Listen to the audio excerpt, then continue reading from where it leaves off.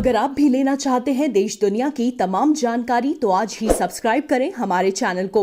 साथ ही नीचे दिए बेल आइकन को जरूर दबाएं ताकि हर अपडेट आप तक पहुंच सके।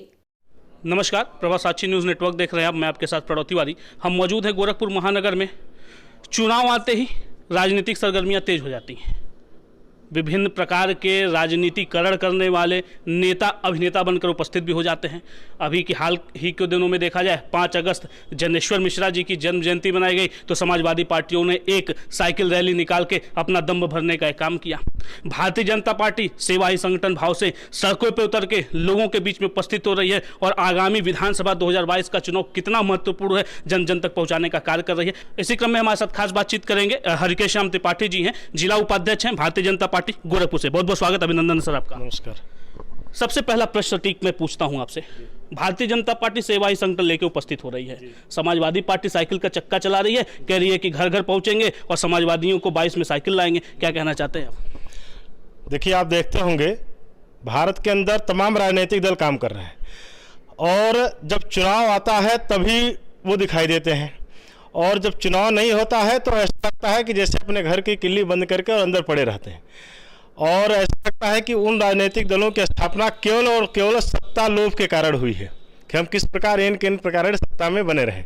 लेकिन भारतीय जनता पार्टी सरकार रहे या सरकार न रहे, चुनाव रहे या चुनाव न रहे, हमेशा आपको 365 दिन सामाजिक गतिविधियों में, राजनीतिक गतिविधियों में और सेवा कार्यों में लगातार आपको सक्रिय भूमिका में दिखाई पड़ती है।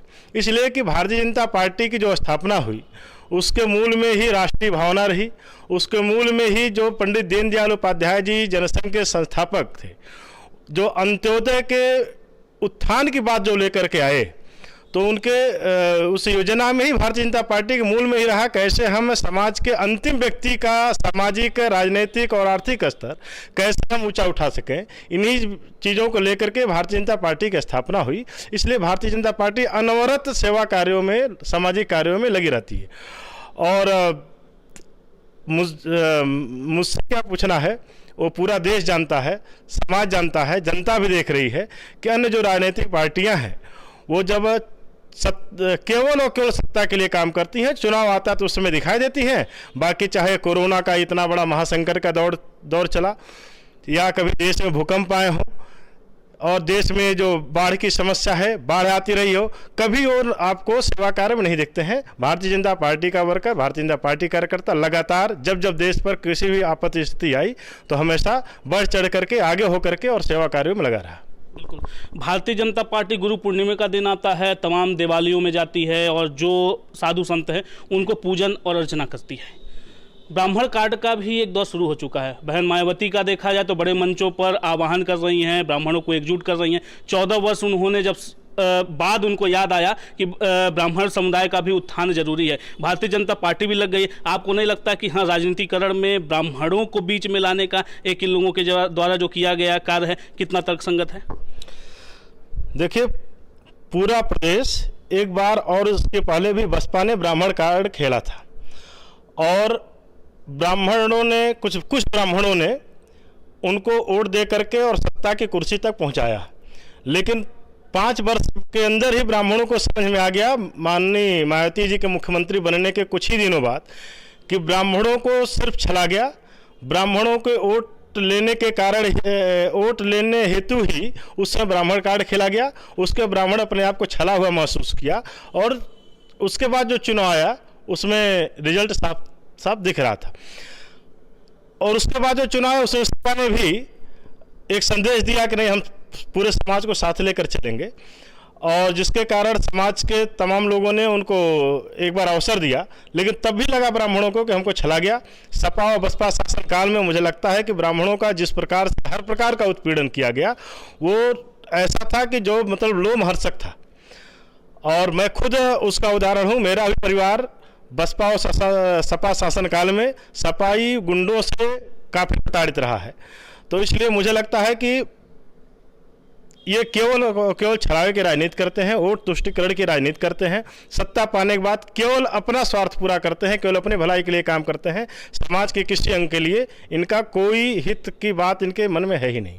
बिल्कुल सर, एक प्रश्न और इसमें जोड़ लेता हूं कि भारतीय जनता पार्टी और जो इसके आपके उत्तराधिकारी कह सकते हैं भारत के यशस्वी प्रधानमंत्री हमारे नरेंद्र मोदी जी लगातार योजनाओं को ला रहे हैं। गरीब उन्मूलन की मसला हो, चाहे सेवा का मामला हो, चाहे सुरक्षा का मामला हो, सारे में वो अव्वल आने का ही ये काम कर रहे हैं। लेकिन विपक्षी ये कह रहे हैं कि अभी जैसे कि आप गरीब कल्याण योजना, अन्य योजना आई, उनका कहना है कि आप 15 करोड़ लोगों को जिस तरीके से राशन बांट रहे हैं, वो 15 करोड़ लोग क्यों गरीब रेखा से नीचे का जीवन यापन कर रहे हैं और अंत में आपको उनको राशन बांटना पड़ रहा है। आखिर ये कमी कहाँ से रह जा रही है भारतीय जनता पार्टी की तरफ से? ये सवाल तो विपक्षियों द्वारा होना चाहिए, जिन लोगों ने अभी तक इस देश में शासन किया और भारत से लेकर के और उत्तर प्रदेश तक जिन लोगों ने शासन किया, तो 70 सालों बाद भी भारत में ऐसी स्थिति क्यों है कि मनरेगा जैसी योजनाएं यहाँ पर लानी पड़ती हैं, यहाँ पर अंत्योदय कार्ड बनते हैं, यहाँ पर अन्न दान के खाद्यान्न